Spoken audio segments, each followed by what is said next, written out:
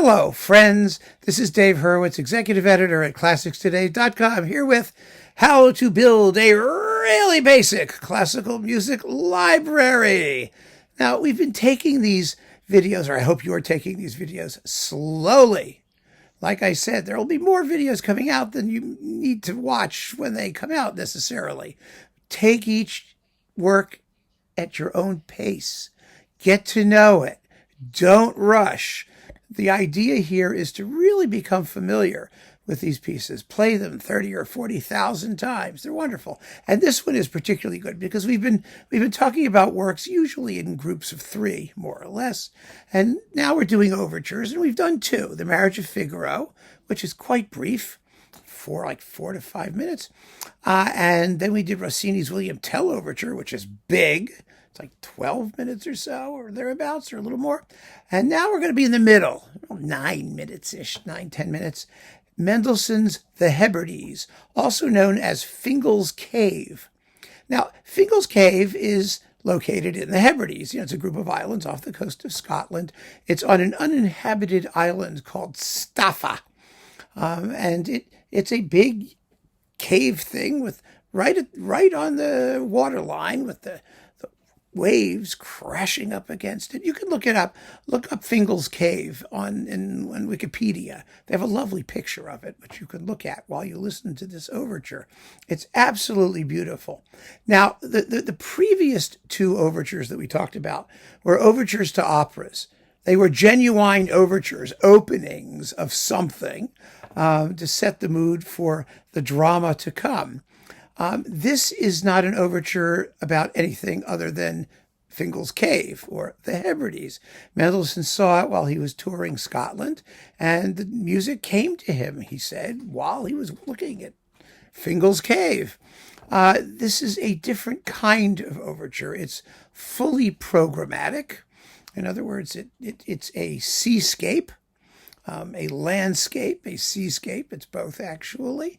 And it is what would later become, a couple of decades after Mendelssohn wrote this in like the 1820s or so, or 18 teens, it would later become a tone poem or symphonic poem, music that describes something external to itself. The difference between an overture such as this and a tone poem, there isn't any. There are lots of words for things in the classical music tradition: symphonic poems, tone poems, overtures. It's all the same thing. It's a single movement piece about whatever the title is. That's really all you need to know. But this is one of the most beautiful and evocative bits of landscape portraiture or seascape portraiture in the entire repertoire. And you know the tune. The tune is ya-da-da-da-dum-bum, ya-da-da-da-dum-bum, ya-da-da-da. Well, that's as far as I need to go. Just those two. Ya-da-da-da-dum-bum.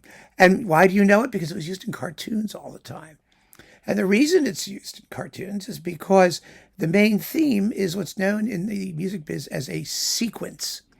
That is, it's the same thing that repeats itself on different notes of the scale as many times as the composer wants, but the basic melodic cell is very short.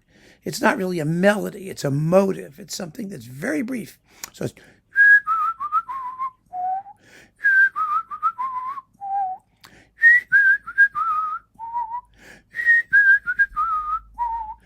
so you can do that. You can do that forever, up and down. But the important thing is that the germ that makes it instantly recognizable, that you've heard a billion times, that's just in your head, is ya da da da dum bum. And that's great for cartoons because cartoons have a lot of action that happens very rapidly, and you don't have time for big, long singing melodies.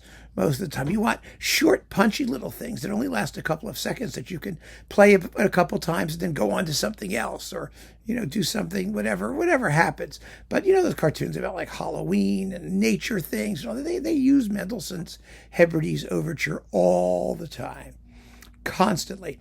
So it's really a wonderful piece to get to know because everyone knows the opening, but nobody knows what happens after that. because the opening bit's the only bit that gets played. It's kind of like Beethoven's Fifth. Everyone knows da da da da, but nobody knows the other 35 minutes of symphony that comes afterwards. Well, this is 9 minutes, but it's like that. And it's a pity, actually, because it has one of the most beautiful, beautiful lyrical melodies that Mendelssohn ever wrote. After that, it starts with this sort of ebb and flow of the tide washing up and into against Fingal's cave, the opening. But then there's this just beautiful melody.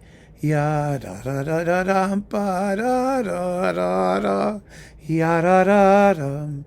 Ya da da da do do do do ba da da. Never mind. I know I always mess these things up, and then I get comments. It's like, oh, I love your videos, except when you sing. So, well, too bad. I sing.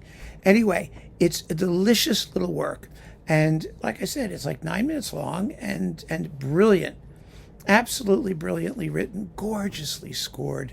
I mean, the use of woodwinds, the use of the trumpets, listen very carefully. At the very end, the way the trumpet comes in, the very last, amid the tumult of the orchestra, and holds a quiet note that fades off into the distance. It's really just incredibly poetic, and an amazing piece that you can download. And I've done a repertoire video about this piece, I believe. So there's a link below this video that I'll give you some suggestions for recordings. But you just listen to it. Take a look at the picture on Wikipedia and listen to it, and let it soak in. And I think you're going to really, really love it. It's so evocative. It has such a feeling of the specific place, and you'll remember it forever. And that's what great music does. We don't have to worry about form. We don't have to worry about any of those things. The form is perfect. It does exactly what it's supposed to do. It doesn't spend an extra second doing it any more than is absolutely necessary. And it's a joy from the first note to last. That's why it's one of the iconic pieces that everybody should know when building a really basic classical music library. So give Mendelssohn's Fingal's Cave, or the Hebrides, people call it both interchangeably, a shot, and let me know what you think of it. But give it time. Let it soak in. So keep on listening, friends. Thanks for joining me. Take care.